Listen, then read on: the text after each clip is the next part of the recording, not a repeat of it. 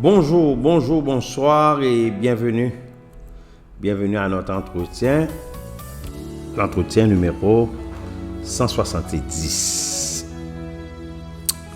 Chers amis, la situation de notre pays reste encore très complexe.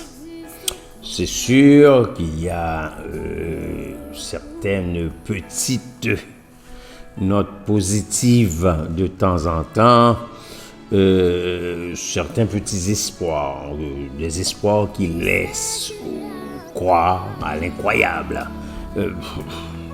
C'est sûr qu'il y a certaines petites choses qui peuvent montrer que tout n'est pas perdu. Mais il reste beaucoup à faire. De jour en jour, on se pose des questions sur le devenir des choses. On se pose des questions sur la destinée de ce pays que nous chérissons tous, que nous aimons tous. Il y en a certaines personnes où il y a certains compatriotes qui ont tous simplement perdu, ils ont perdu tout espoir. Ils disent qu'ils veulent abandonner, mais il y en a qui ont déjà quitté le pays pour aller vivre ailleurs, pour aller chercher une nouvelle vie vers d'autres horizons, pour aller faire une autre vie ailleurs. Bien, il ne faut pas leur en vouloir, chers amis. C'est vrai que le moment est difficile, tragique, le moment est critique, délicat, c'est dangereux, c'est grave.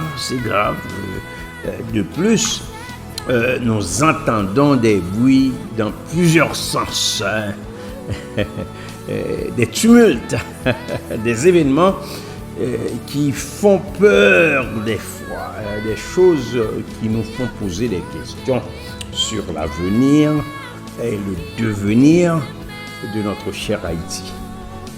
Dans Jérémie 51, le peuple Israël traversait des moments similaires, des moments tragiques. Il y avait du désespoir, beaucoup d'accablement, de la consternation, même des événements qui démoralisaient le peuple de Dieu.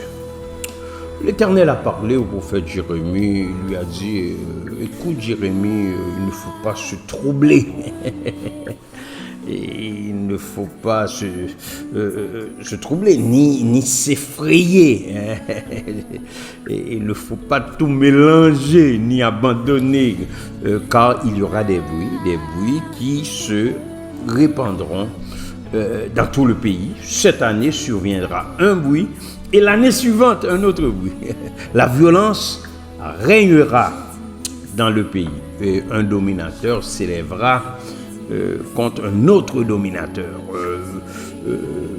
Maintenant, pour nous autres, pour les croyants, pour nous autres chrétiens, je crois que nous ne devons pas perdre courage, car pour surmonter nos épreuves, le Seigneur nous a donné un outil important, c'est le ministère de l'Esprit Saint.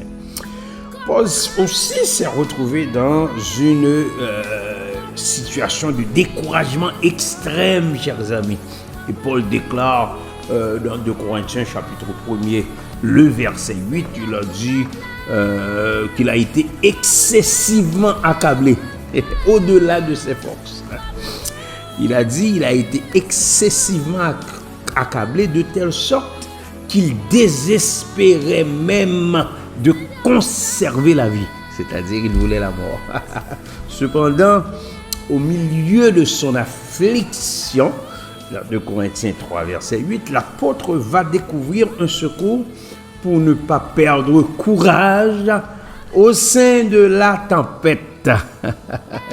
C'est cet amour, cet amour que nous ne comprenons pas, l'amour de Dieu qui nous envoie le Saint-Esprit, qui est un appui inestimable pour surmonter les épreuves.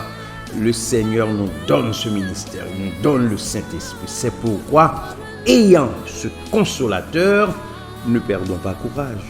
Ne perdons pas courage.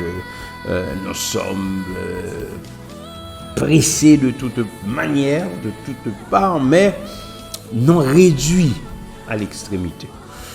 Dans la détresse, mais non dans le désespoir. Nous sommes peut-être persécutés, non abandonnés, abattus, mais non perdus. Chers concitoyens, chers amis, chers frères et sœurs, ne perdons pas courage. Haïti est peut-être pressé de toute manière, mais il n'est pas réduit à l'extrémité. Il est peut-être dans la détresse, mais non dans le désespoir. C'est sûr que notre pays est persécuté, mais non abandonné. Il est peut-être abattu, mais non perdu. Clébert Jean-Charles vous a parlé. Au revoir et à bientôt.